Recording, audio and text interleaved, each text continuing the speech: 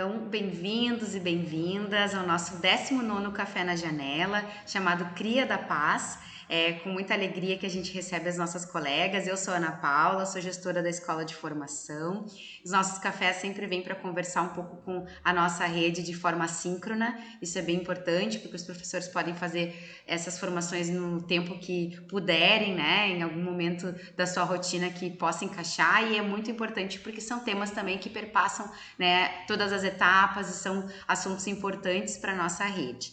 Então, hoje, esse Café na Janela, a gente recebe as colegas Juliana Silva, Anise Santos e Georgia Santos. As três são colegas aqui da nossa rede, vão conversar com vocês, vão se apresentar e sejam bem-vindos. Olá, então, vou me apresentar. Sou Anise. Queria primeiro, então, agradecer, né, pelo convite para participar, então, né, dessa conversa com as colegas, né, sobre o projeto Cria na Paz. Eu sou professora de educação infantil, trabalho na rede já há 16 anos, trabalho em escola de educação infantil há mais de 25 anos. Nos últimos 9 anos estive em direção da escola, de escola infantil, e agora eu trabalho ali na Secretaria de Educação, né, junto com a Cídia, auxiliando, então, na assessoria às escolas infantis, né, as EMEIs da nossa rede. Oi, tudo bem? Gostaria também de agradecer o convite, a parceria das meninas. Eu sou a professora Georgia, professora de Educação Infantil, estou na rede há 28 anos. No momento, eu componho a equipe do programa Tempo de Cuidar na Secretaria de Educação. Também sou referência do programa Saúde na Escola, né, que é o PSE, e vice-presidente do CONDICA, que é o Conselho Municipal dos Direitos da Criança e Adolescente aqui no município de Canoas. Bom, então, olá, colegas, tudo bem? Eu sou a professora Juliana Silva, eu sou professora também da rede há 20 anos, né? E nesse momento eu trabalho no Comitê Municipal pela Primeira Infância. Então, como já é de conhecimento de muitos, de 2021 para cá, então, Canoas assinou uma carta de compromisso com a Fundação Bernard Van Leer, né, via o IBA 95, que é uma iniciativa. E qual é o compromisso que o nosso município assinou nesse momento? Que é todo o compromisso, todo o cuidado com a implementação de políticas públicas para as nossas crianças. Até por isso que tem o 95, porque claro que envolve toda a primeira infância, né, que é do 0 aos 6 anos, mas o foco principal são as crianças de até 95 centímetros, né, que seria a altura média de um bebê de 3 anos. Então, dentre muitas ações que a gente já vem realizando aqui no município, esse aqui é, então, um outro programa, né, que aqui numa conversa interna, nós entendemos que ele dialoga muito com o programa Tempo de Cuidar, já implementado na Secretaria de Educação. Então, ali no slide vocês estão vendo, então, qual é o nome, né? É Cria na Paz. Por quê, né? O que tem ali em cima aquela frasezinha? Respira e conta até 5. Então, esse projeto, o grande foco dele não são os professores, vamos dizer em si, né? Porque nós, como todas aqui estão, né, nós somos profissionais da educação, então tem algumas coisas que para nós, de acordo com a nossa trajetória, com a nossa formação, elas não são familiares. Mas quando a gente pensa na família que a nossa criança está inserida, o nosso bebê está inserido, nem sempre tem algumas vertentes, algumas atitudes que elas fazem parte do contexto daquela família. Então, essa frasezinha ali é bem para pensar naquilo, né? Às vezes, para a gente poder trabalhar a questão da educação não violenta, de uma outra forma mais positiva de educar as crianças, né? Por parte das famílias, então é bem isso, né? Respira e conta até 5. Vou passar o slide aqui para a gente seguir a conversa. Bom, então, esse é um programa de mudança, né, que visa a mudança de comportamento junto aos gestores públicos e às famílias em 10 municípios brasileiros, né? Aqui no Brasil nós temos 25 municípios que já são envolvidos no programa, né? Canoas está então agora iniciando a implementação. E aqui então, como eu já falei, né, então sobre a fundação, né, então que é uma iniciativa que a gente tem no mundo inteiro, né, então para a gente pensar essas cidades de forma que elas sejam mais acolhedoras para os nossos bebês, para as nossas crianças pequenas, né? A gente também pensa muito também, o público-alvo são as gestantes e as puérperas, porque a gente sempre tem que pensar que a gente não nasce sozinho. A nossa criança, ela vem de uma comunidade, então a gente tem também que ter um olhar pro cuidador, para quem está com aquela criança, quem faz aquela função materno ou função paterna, né?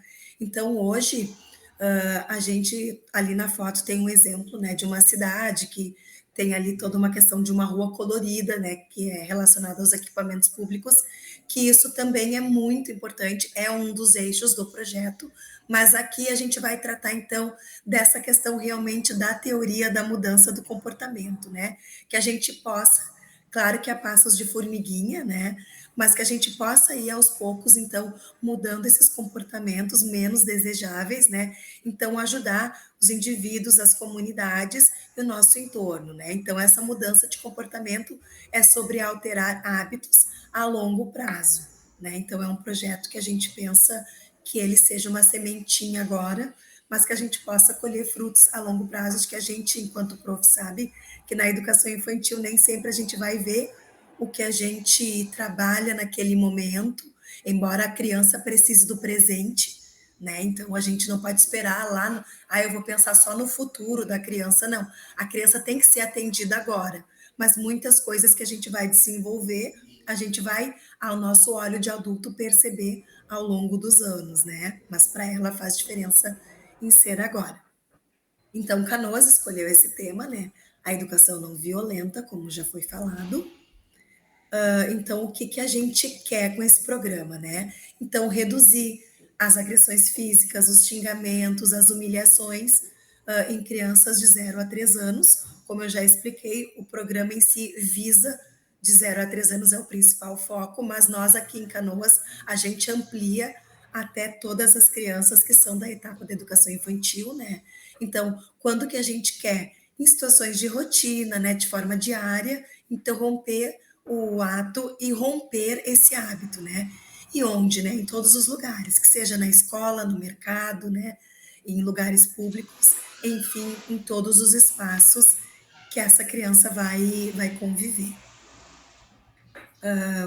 Junto, né, as meninas, o tempo de cuidar, tem vários referenciais, né, que pautam o projeto, né? Então, junto a esses referenciais que as gurias ali já estudam e já se baseiam, né, a gente traz também a Elisama Santos. Então, a Elisama Santos, ela é uma psicanalista, ela é uma escritora, né? Então, ela é consultora também dessa temática que a gente está desenvolvendo aqui.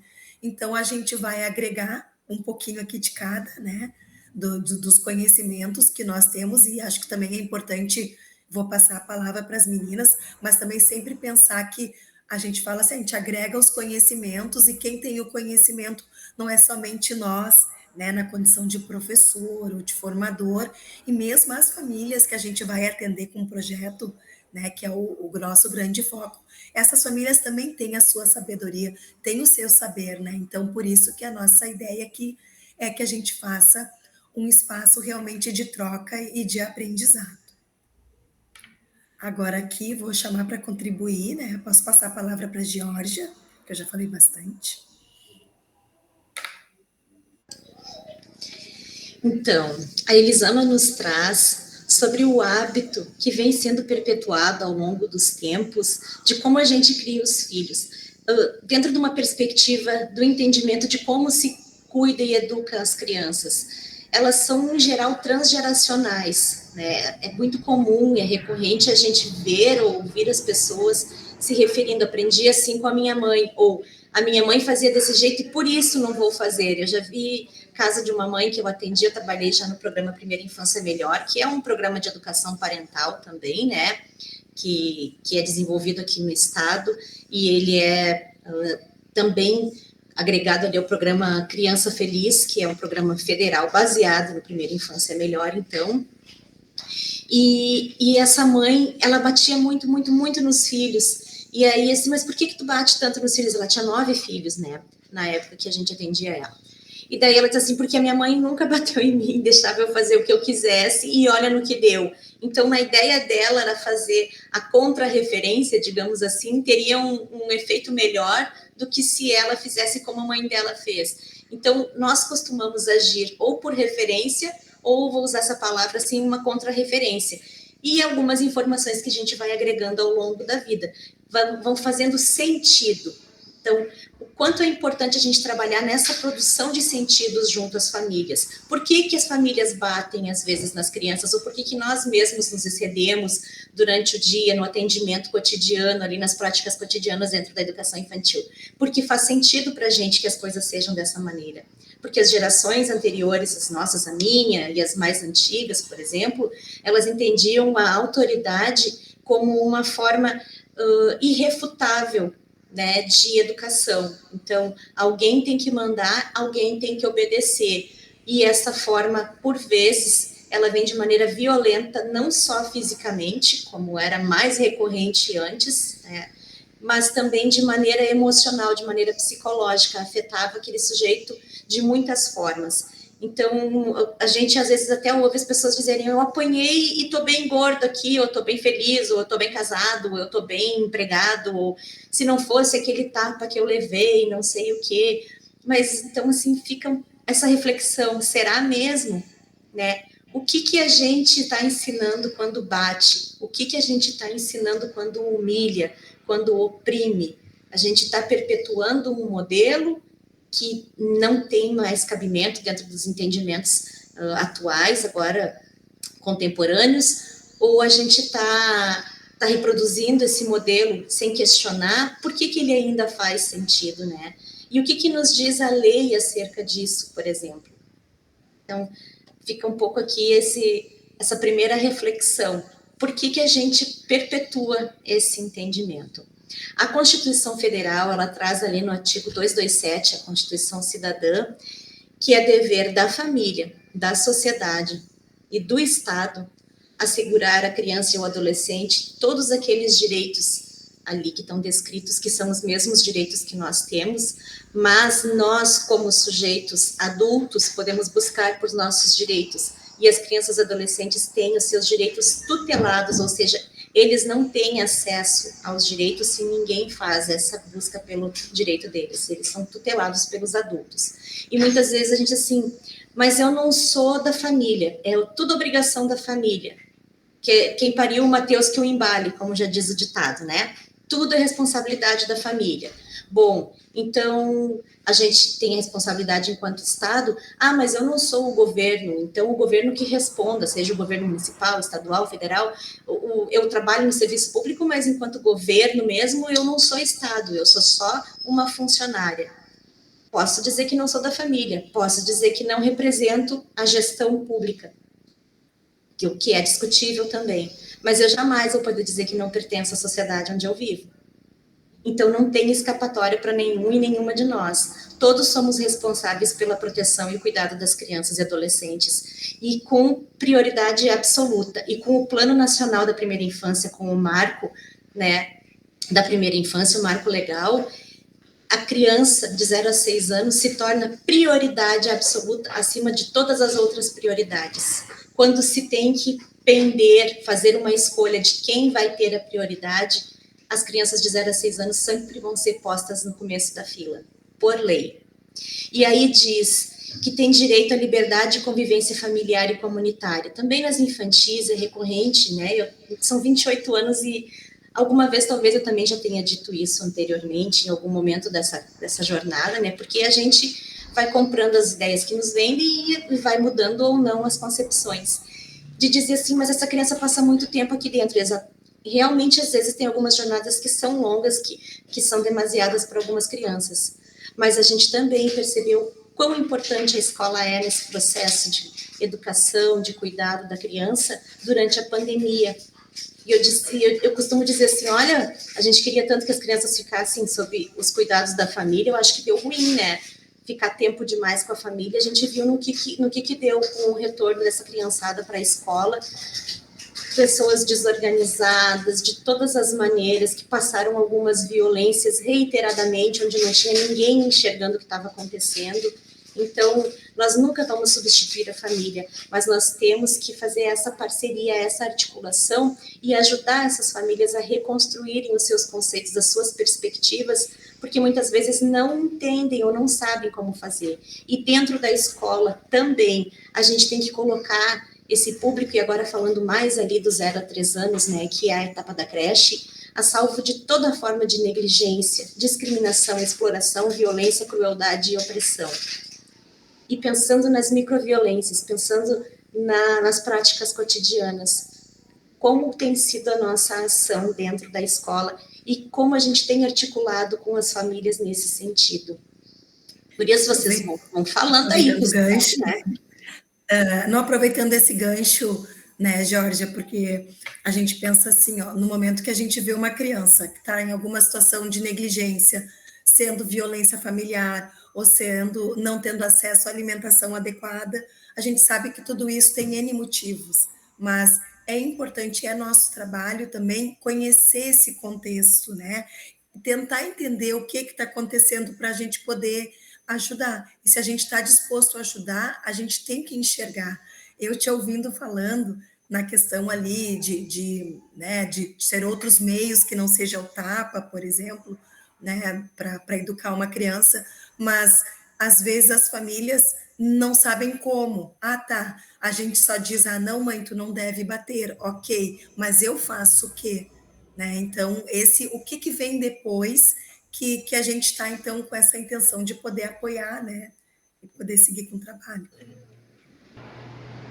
Não, eu vou falar assim, quando a gente fala, né, em educação não violenta, e a Juliana falou ali, né, no início da fala dela, do quanto, assim, a nossa perspectiva tem sido cada vez mais, quando a gente está ali convivendo, né, com aquela criança pequena, né, o bebê, a criança pequena, de não só pensar num trabalho, assim, visando o futuro, né, mas de respeitar, considerar a criança nesse momento presente, né. E aí, eu penso muito, assim, nessa educação não violenta e nessa comunicação não violenta, né, e nisso que vocês vinham falando agora, assim, né, de que, então, se não bater, vamos fazer o quê, né, então, acho que é importante também a gente ressaltar aqui como é que essa criança, ela se comunica com o mundo nessa faixa etária, né, é uma criança que ainda não tem a questão da linguagem verbal, né, totalmente construída, assim, ela não consegue ainda verbalizar o que ela está sentindo, né, e ela também não tem o grau de maturidade dela ainda não, a gente não consegue falar para ela como a gente fala com uma criança maior, por exemplo, assim, tem que respeitar o outro, né? Não pode bater, né? Ela vai compreender o mundo e ela vai entender sobre o respeito, sobre a empatia, sobre o carinho, né? Sobre os afetos, de acordo com aquilo que ela vai sentir, com aquilo que ela vai receber, né? Então, essa educação não violenta, eu acredito que seja muito mais sobre aquilo, sobre o trato, sobre a relação que a gente vai ter com essa criança, do que aquilo que a gente vai falar para aquela criança. Então, no momento que a gente está dando uma palmada, que a gente está batendo, o que a gente está ensinando para essa criança? Que ela pode bater, né? É o que ela vai sentir. Uma criança que ela tem nesses primeiros anos de vida, assim, uma relação de afeto, de acolhimento, ela vai criar essas memórias, e muito mais provável ali para frente, né? Daí mesmo que a gente não esteja pensando numa educação visando ali na frente, a gente está respeitando agora, mas muito mais provável ali para frente é o que ela vai saber dar para o outro.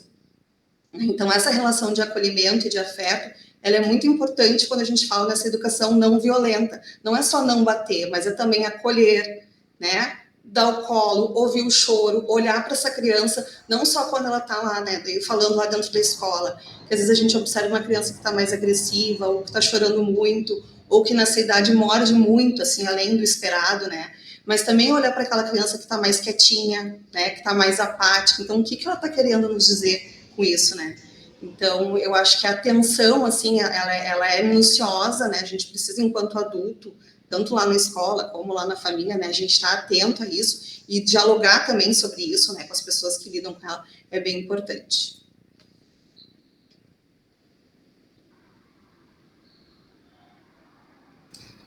Em termos de violência, né, como colocado ali no slide, por que a gente precisa divulgar, né, vou usar aqui uma expressão Galdéria, que espraiar esse conhecimento do atendimento não violento, né, da educação não violenta, da educação para a paz, porque existem índices bem altos de violência contra as crianças pequenas. Nós temos visto, apesar do sensacionalismo, às vezes, que as mídias trazem também, mas que são coisas reais, casos que acabam em morte, que acabam em situações muito graves, que quando se chega já é tarde demais.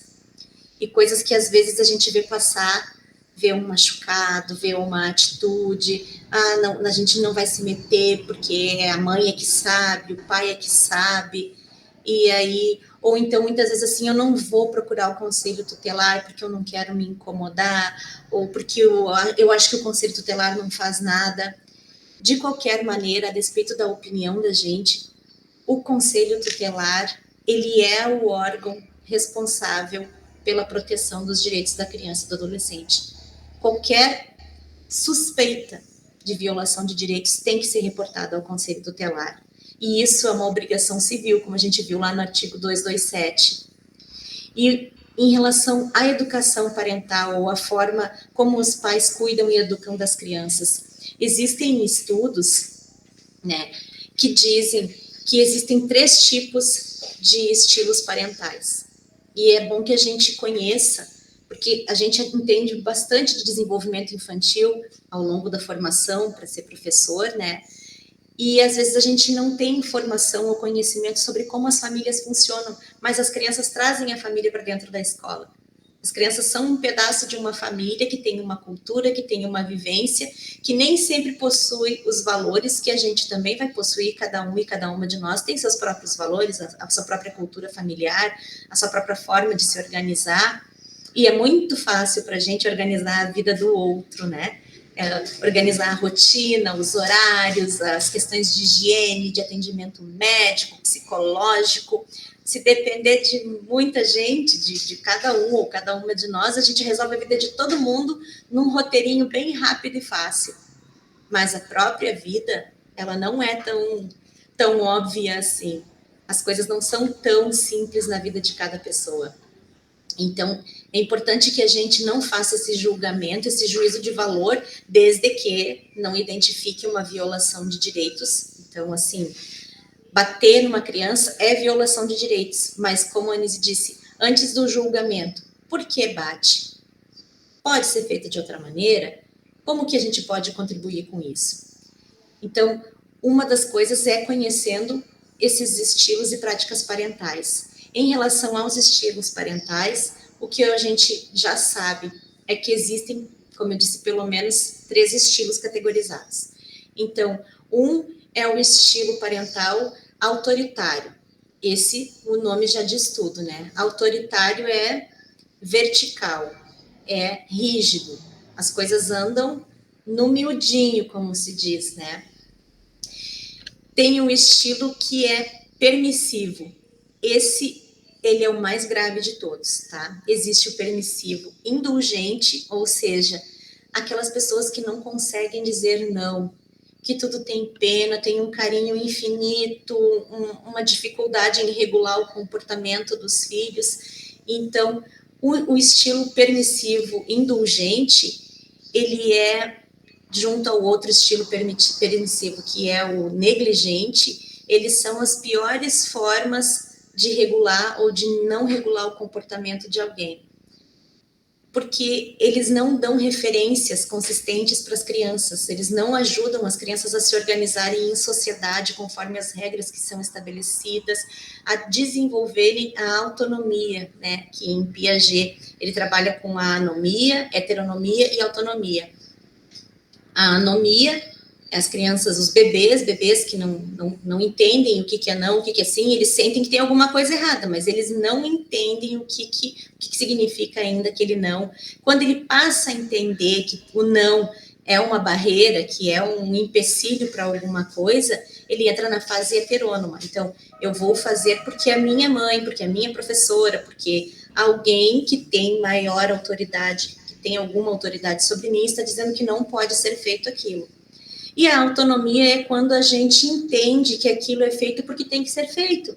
Por que eu não posso atravessar um sinal vermelho com o carro? Porque é uma regra de trânsito estabelecida para a segurança de todos, porque se eu atravessar, vou causar um acidente, vou sofrer um acidente, então eu vou parar no sinal vermelho. Fazendo aqui um exemplo bem superficial. E voltando para os estilos parentais. O permissivo negligente é aquela família que não dá conta da criança porque não se interessa. Assim, sei lá, eu vou usar um exemplo aqui, a mãe ficou grávida, mas não foi uma coisa assim sem querer, não conseguiu atinar com o cuidado necessário para não ficar grávida, daí aquela criança se torna um fardo, arrasta para um lado, arrasta para o outro, deixa com alguém que não sabe quem é, enfim, esse também é um dos piores tipos, porque nem o amor não tem, nem o carinho não tem. O permissivo indulgente pelo menos tem o carinho, tem um outro sustento, né, que dificulta a organização com as regras, mas não deixa um buraco no coração. Mas o permissivo negligente, ele é terrível para o desenvolvimento infantil, para a constituição de uma pessoa. E depois tem o estilo autoritativo, que é o desejável. É dentro das suas possibilidades, do seu repertório de conhecimento, poder fazer as melhores escolhas para aquele sujeitinho ali que está tutelado sobre você. Então, como que se trabalha de maneira autoritativa? É uma maneira trabalhosa. A gente tem que fazer assim, por causa disso, disso e disso. E nós vamos falar isso muitas vezes, infinitas vezes. Vamos ter que falar por anos, talvez até por quase uma vida inteira, até que o outro consiga entender. A gente trabalha na perspectiva de que o que se faz ou o que se deixa de fazer traz consequências. E que as consequências, elas são da nossa responsabilidade, porque fomos nós que fizemos ou deixamos de fazer determinada coisa. E que as regras existem porque a sociedade precisa se organizar com regras para garantir os direitos de todos, para garantir uma melhor convivência. Entre os 3 estilos parentais, como eu disse, o permissivo é o pior, o autoritário é ruim. Mas a qualquer forma de autoridade ainda é melhor do que autoridade nenhuma. Só que o excesso de autoridade, quando ela descamba para violência, para violação de direitos, ela é crime. Então, tudo isso a gente precisa entender e para poder pensar a partir do que a gente consegue conversar com essas famílias. Qual é a cultura dessa família? Essa família, ela é negligente? Ela é permissiva porque é indulgente? É uma família muito autoritária? Isso vem de gerações anteriores? Que cultura essa família tem, né? E cultura e condições também, né, Geórgia? Porque a gente sabe, por exemplo, questões de higiene, né? São coisas que a gente observa na escola. A questão é a falta de banho, por exemplo. Mas às vezes também, se a gente vai conhecer um pouco daquele núcleo familiar, a gente é uma casa que daqui a pouco não vai ter. Mas não tem uma canequinha de água para esquentar. Muitas vezes não tem o gás para esquentar aquela caneca de água para dar o banho.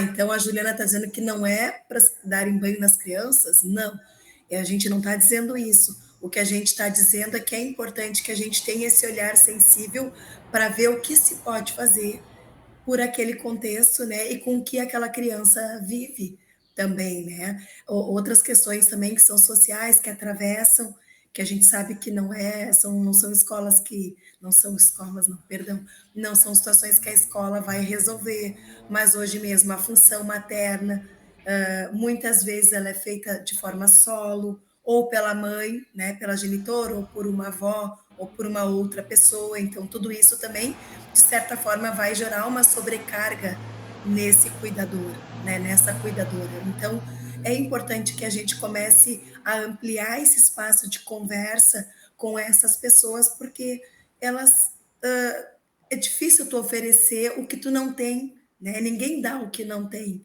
né? E a gente tem a intenção agora de poder não salvar o mundo, né? Mas pelo menos que a gente consiga iniciar esses diálogos e, de certa forma, ir contribuindo mais nesse aspecto, né? E pensando também nesses estilos, né, de condutas da família, né, que a Georgia falou, de ser mais permissivo, ser autoritário, né, uma das coisas, assim, que eu sempre conversei dentro das escolas, com as famílias, né, em alguns momentos, é que lá na escola é onde vai acontecer o encontro dessas pessoas, dessas crianças, né, e às vezes dessas famílias, com tantas diferenças, assim, de concepções de como educam seus filhos, né. Então, por exemplo, é lá que esse bebê que tem uma educação muito autoritária vai se encontrar com aquele bebê que tem uma educação muito liberal, assim, né, muito... E aí vai começar as relações, e é lá que a gente vai começar a perceber, já desde os primeiros meses, primeiros anos de vida, os conflitos, né? Enquanto escola, precisa estar atento a isso, né? A esses conflitos, e tentar olhar e refletir sobre tanto a questão coletiva dessa situação, né? De diferentes maneiras de educação que a criança tem desde casa, na escola, como também desse individual da família, né? Desse característico da família, e da gente poder partir exatamente daquilo que a família traz para poder chegar ali, né, num meio termo, enfim, né, e ter, assim, como, digamos assim, prioridade, enfim, a questão da violação de direitos. Bem importante isso também, Anise. E justamente uma das ideias da gente articular com a família de maneira que produza bons efeitos é a partir do repertório das famílias. A gente tem por tendência, não sei se é coisa minha ou de professor, né, do magistério em si, de ser bastante prescritivo, de ter, né, um rol de explicações, de atribuições, de orientações, e existem algumas pessoas que até necessitam de uma orientação mais direcionada, mas algumas dicas, então, a gente também vem trazendo aqui de como acessar essas famílias. Primeiro, vamos pensar assim, daquelas famílias que estão, como assim, ó, sofrendo exaustão psicológica, tem muita coisa acontecendo ao mesmo tempo na sua casa, que já vem de um ciclo que se estabeleceu para si mesmo, esse ciclo de bagunça, de mixorna, cocô de cachorro com roupa, com brinquedo, com comida, tudo um por cima do outro, as crianças rolando por cima. A gente encontra essas realidades, né? Eu que trabalho há muitos anos na busca ativa, já visitei casas e casas e casas, centenas de casas, e já vi todo tipo de realidade, das mais assustadoras até as mais ostentosas, digamos, nem sei se existe essa palavra, tá? Mas vou usar essa palavra ostentosa, ostentativa. Mas pensando naquela casa assim que está totalmente desorganizada, que é uma projeção do mundo interno das pessoas, né? Se a casa está desorganizada por dentro, a gente não está organizado. E eu não estou falando daquela limpeza exímia nem nada, estou falando de caos mesmo, né? De, como eu disse, de tudo bagunçado. Como é que eu vou acessar essa família? Uma vez eu vi uma palestra da Manuela Calheiros, ela é de Portugal, falando sobre como eles abordam essas famílias lá, né, onde ela trabalha. E colocou assim, se você chega numa realidade que é tão caótica, cheia de orientações, elas não vão ter sentido nenhum para aquelas pessoas, elas nunca vão dar conta de tudo que a gente quer ou acha que eles têm que dar conta, né? Então, e muitas vezes eles só chegam a se mobilizar de alguma maneira quando as crianças são recolhidas. Aí eles se chocam, mas por que levaram os meus filhos para o abrigo? Por que tiraram de mim? Eu amo meus filhos, porque aquilo tudo é muito natural, é muito normal diante dos olhos, da percepção dessas pessoas. Elas não enxergam as coisas como outras pessoas enxergam. Aquele mundo é um mundo que elas reconhecem. Então, uma das dicas é em gotas homeopáticas, é partir do conhecimento que as pessoas têm, é não desprezar o que a pessoa sente ou pensa, mas devolver a reflexão muitas vezes. Quando eu abordo, né, eu faço também há muitos anos um trabalho junto a famílias, em alguns encontros e reuniões, onde a gente consegue conversar bastante. Uma das coisas que eu trago para as pessoas refletirem, assim, o que eu ensino para o meu filho quando eu bato nele? Né, que eu já tinha falado um pouco disso anteriormente, que é uma pauta que é uma das pautas mais caras para mim, assim. Eu sou totalmente contra, para mim não existe nenhum motivo para bater numa criança. Nenhum. Porque se a gente está ensinando Quantos adultos fazem muitas coisas erradas e apanharam quando eram crianças? Então, a gente vai dizer que não apanharam o suficiente? Então, se bater resolvesse, a gente tinha uma humanidade aí, uma geração perfeita de um comportamento exemplar, né? Só que não é assim. A despeito de apanhar ou não, as pessoas se desenvolveram. Mas para aprender, elas precisavam passar por essa humilhação. Então, eu digo assim, se você que é mãe, que é pai, ou que, enfim, é responsável por essa criança, bater na criança, no meu ponto de vista, o que eu trago para as pessoas? Eu digo o meu ponto de vista, porque realmente o ponto de vista da gente é a vista de um ponto. Existem muitos outros pontos de vista, a nossa verdade não é absoluta, a não ser para a gente mesmo, tá? Então, sempre trago como uma colaboração, uma forma de contribuir, de suscitar a reflexão. Quando eu bato numa criança, eu estou descarregando a minha raiva, a minha impotência diante de como eu posso solucionar esse problema, de como eu posso ensinar, fazer com que essa criança entenda o porquê que ela não pode fazer determinada coisa, ou porque não deveria, ou às vezes a criança nem está fazendo nada de errado e está apanhando, né? Outra coisa, eu estou dizendo para ela que ela só vai parar quando alguém bater. E esse alguém hoje sou eu, mas da adolescência para fora vai ser alguém na rua, vai ser a polícia, vai ser outro bandido, não sei. Então, esse é o limite que eu quero que um filho tenha. Eu faço essa pergunta às vezes para os pais. Se você acha que bater é válido, se você acha que bater educa, e ele não aprender com você, você vai permitir que ele siga apanhando na vida, né? A gente tem que tratar isso uma abordagem carinhosa, né? Porque geralmente eu não vou comprar uma ideia que me é imposta de qualquer maneira, mas se ela fizer sentido para mim, se eu for acolhido no meu entendimento, se eu não for julgado, né? E vou voltar ali, julgado no sentido dos meus valores, das minhas crenças, mas não de cometimento de algum crime, tá? Porque bater numa criança não é ilegal, mas espancar uma criança tem um outro peso. Então, a gente também precisa avaliar a situação e fazer um encaminhamento adequado. Eu não vou permitir que alguém espanque uma criança. Mas se eu vejo que a pessoa tem uma postura agressiva diante de uma criança, eu tenho como chegar e puxar uma conversa no momento, fazer cessar a agressão. Dentro de uma escola é inaceitável uma família bater numa criança. Inaceitável. É muito importante isso, Jorge, que tu traz, porque realmente, né, a gente aqui de forma alguma está defendendo, dizer, aí tinha aquelas campanhas, né, antigas, aí um tapinha não dói, não, um tapinha dói e muito, mas tem muito a diferença de uma conduta não adequada e o crime.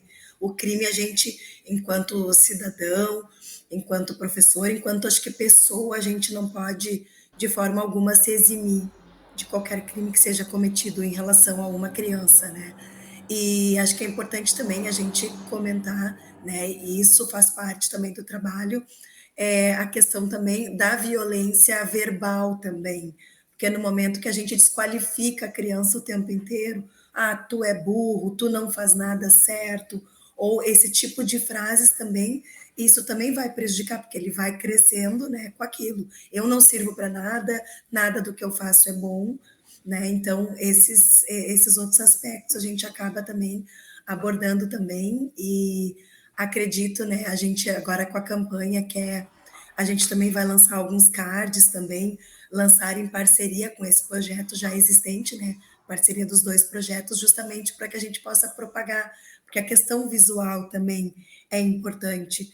A gente vai aqui, claro, a gente tem aqui as duas maravilhosas, né, que é a Anise e a Georgia, que vão ser o carro-chefe do trabalho, porque as gurias têm, né, toda essa preparação para poder abordar com as famílias, porque nem todo mundo sabe tudo. Eu mesma dou o exemplo, o foco do meu trabalho sempre foi mais formação de professores do que atendimento às famílias, né?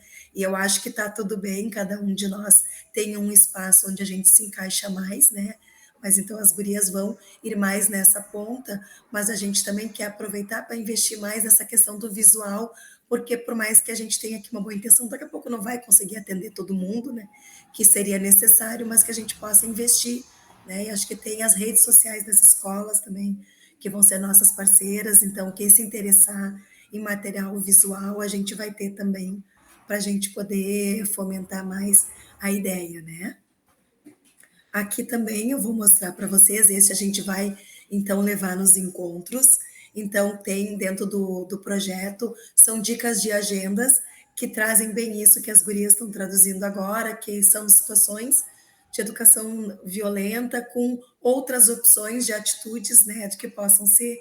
Então, essas dicas são para colocar em agendas das famílias. Então, a gente tendo um agendamento prévio, a gente vai poder levar esse material impresso também para poder visualizar melhor, poder consolidar melhor o trabalho, né?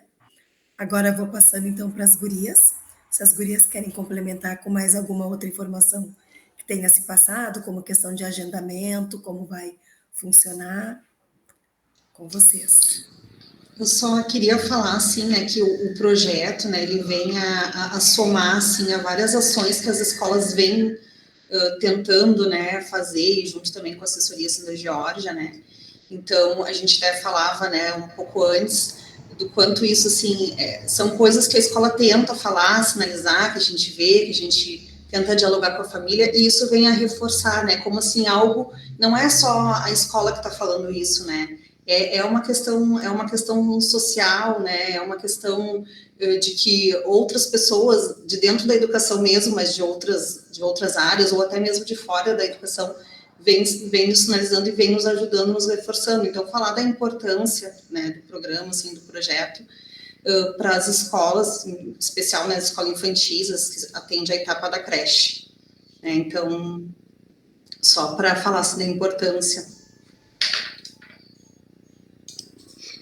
Em relação às agendas, nesse momento a gente está com a agenda aberta, também a gente precisa pensar nas estratégias na educação infantil, em geral, de 0 a 3 anos, boa parte das famílias trabalham fora ou têm compromisso laboral, não vão poder estar dentro do horário de atendimento das crianças na escola, mas a gente precisa pensar em como articular com essas famílias, como trazer elas para o diálogo e fazer uma escuta efetiva e afetiva, um acolhimento dessas famílias. Então, a gente já começa pensando desde que horário vai possibilitar que as famílias venham de maneira mais maciça, que possam participar mais, né? E não uma participação pela participação, mas uma participação qualificada, onde a gente realmente possa contribuir, possa debater, possa trazer outras perspectivas para as pessoas. Geralmente, não vêm as pessoas que a gente gostaria que viessem, ou se vêm, talvez não entendam exatamente a proposta, a ideia, mas a gente tem que pensar nessa forma de chamar, de articular, como que eu vou preparar o ambiente, que horário que fica mais propício, qual a dinâmica que a gente vai adotar. Nós temos mais ou menos uma maneira de se organizar ali, que é trazendo umas ideias gerais, e as pessoas daí vão se manifestando, e a gente vai trabalhando a partir daquilo que é trazido, porque se não tiver, como a gente já vem falando ao longo aqui de toda essa conversa, se não tiver fazendo sentido para as pessoas, não faz diferença aquele momento ali. Então, de que maneira que a gente consegue acessar essas famílias? Nesse momento, a gente está com a agenda um pouco mais liberada, porque ainda não começamos a ser acionadas pelas escolas de maneira muito maciça, digamos assim, né? Então, nesse momento está mais tranquilo, à medida que for aumentando a demanda, então que as escolas forem verificando os efeitos desses encontros, a gente já participou de alguns esse ano, foram maravilhosos, foram muito proveitosos para as famílias, para o relacionamento da escola com a família, enfim. À medida que for se estreitando, talvez daí a gente vai ter que colocar alguns limites, né, ou de dias, ou de frequência, mas nesse momento estamos abertos, então, à agenda, né, nos procurem, a gente tem ali o material que o Urban 95 é nosso grande parceiro, na pessoa da Ju Silva, que é alguém que eu amo muito, e da Ju Gavião também. Nós temos articulação ali com a Anise e a Cid, que são da equipe de formação, que atendem a coordenação pedagógica das EMEIs e a a direção, né, na formação continuada, nas orientações pedagógicas, e tudo que a gente quer é poder contribuir para que essa infância seja a infância da múltipla alegria, da múltipla possibilidade, da perspectiva de futuro, mas vivendo esse presente, como a Anise disse, porque a vida deles é hoje, a gente não está pensando no futuro, embora tenha impacto no futuro, a gente está pensando no hoje, elas merecem brincar, ser felizes hoje, enquanto estão conosco, tudo que a gente pode fazer, a gente tem que fazer.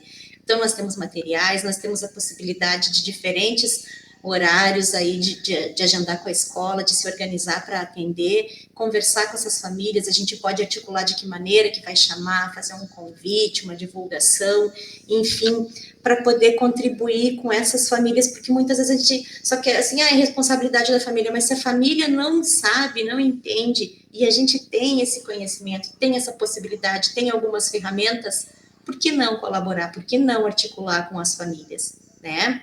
E lembrando sempre, a primeira infância, a etapa da creche, a idade de 0 a 3 anos, ela é determinante para a vida. Todo o investimento humano, enfim, todo o investimento geral feito nessa etapa, ele impacta muito depois na diminuição dos índices em saúde, dos índices sociais, enfim.